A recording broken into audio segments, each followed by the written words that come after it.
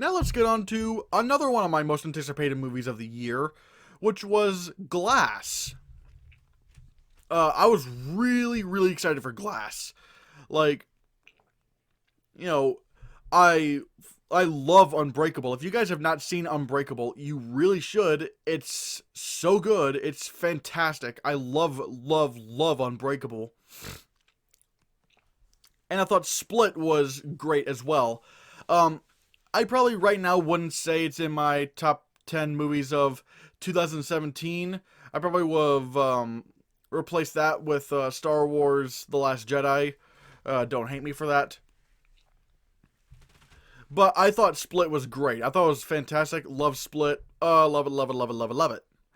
And so now we get to Glass, which is the crossover between Unbreakable and Split, as you saw in the post credits. Not really post credits scene. I don't know, mid credits scene maybe of Split, where it turns out that the movie the entire time was in the Unbreakable universe. You see David Dunn, Bruce Willis's character, and this is the culmination of that. This is the crossover of Split and Unbreakable. And this movie did not get good reviews at all. Like, this is, let me look. Glass, I think, is somewhere around like hovering around the 30% mark or something. Yeah, it's at 37%. Not the worst score. Like, but yeah, 37% of the critics liked Glass. Which at first was getting me really disappointed. I was like, aw. But finally watched Glass, and I gotta say, I didn't think it was that bad. Hell, I actually really liked Glass. Is it as good as Split or even Unbreakable? No, not especially not Unbreakable. But I thought Glass was a really enjoyable film. It didn't, like, now granted, I kind of knew what was going to happen to one of these characters at the end of the film because people spoiled it to me. Hate when that happens. But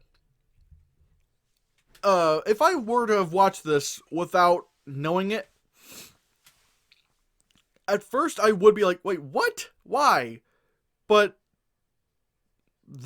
you know, again, knowing that this certain thing happens in the movie, I'm like, okay, well, I'm expecting it now, so, you know,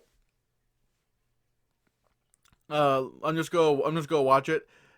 And honestly, I didn't mind the way they did it, and like the explanations and whatnot. I thought was very fascinating.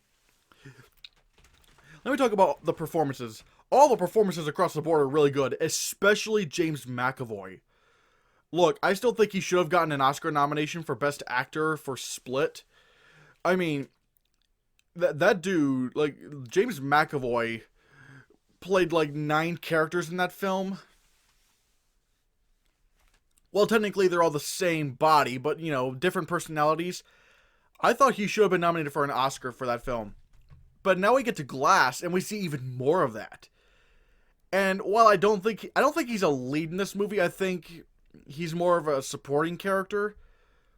I mean, even though he's definitely not getting any, even though he absolutely will not get any recognition for Glass in the Oscars, I would consider him for Best Supporting Actor. I mean, he's just so good. I think, hell, I would probably even say maybe his performance in this is better than Split. Like, his performance in Split was definitely more surprising, because it's like, whoa, James McAvoy's doing this. And trying to follow that up wouldn't be, it's not easy, because, you know, now we kind of expect we know what to expect from his performance when going into Glass, but somehow he manages to double down on that. He's fantastic in this movie, and like I said, he's not gonna get any Oscar recognition for Glass, but I probably would. Again, I still have to see more movies, so keep that in mind. But good God, I love his performance in Glass, and just seeing these characters interact with each other is just so awesome to see. And whenever you get to the climax of this movie, holy shit, things go down. Like, it's exactly what you would expect from, or hell, there's a couple of action scenes in this movie, and it's exactly what you would think. Well, okay, I'm not really good. It's not really a spoiler to say what, like, who fights who in this movie, because like you obviously know that from the trailers that David Dunn, Bruce Willis's character, and Kevin Wendell Crumb, James McAvoy's character, are gonna be fighting. They have a couple of fight scenes, and again, it's exactly what you would think a fight between these two would look like. Like, because Bruce Willis's character is like, well, he's unbreakable. He's almost indestructible. Whereas with the Beast, which is like the big baddie amongst Kevin Wendell Crumb, like the Beast is probably the worst of the personalities in terms of, well, do you want to get out alive? Like you don't want to mess with the Beast.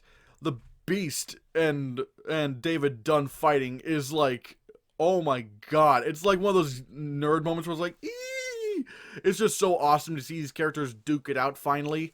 And again, I was glued to the screen whenever they would interact, and especially fighting.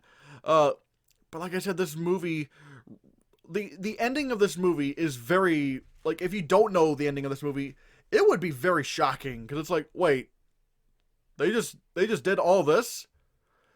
And I'm not gonna lie, it made me start thinking. It's like, whoa, this, like it was really fascinating to see all this play out. And I know a lot of people didn't care for the ending all that much, but I thought it was a very bold and a very brave move for this film.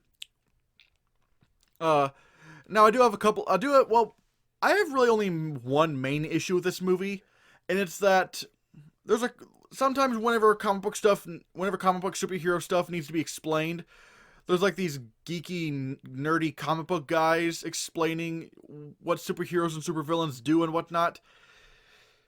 Oh boy, and this is where Shyamalanisms come in, because these guys are just straight up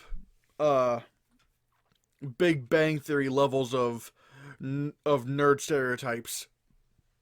Like, you know how the Big Bang Theory, is like, it's the show for nerds, even though they have no idea how nerds really are, and it's just really cringy. It's like, oh god, we don't do that. We really don't. Or we don't do it like that. That's making us look weird. Well, they kind of talk. Well, the nerds in this movie kind of talk that way. They're like almost Big Bang Theory levels of cringe. It's like, ah.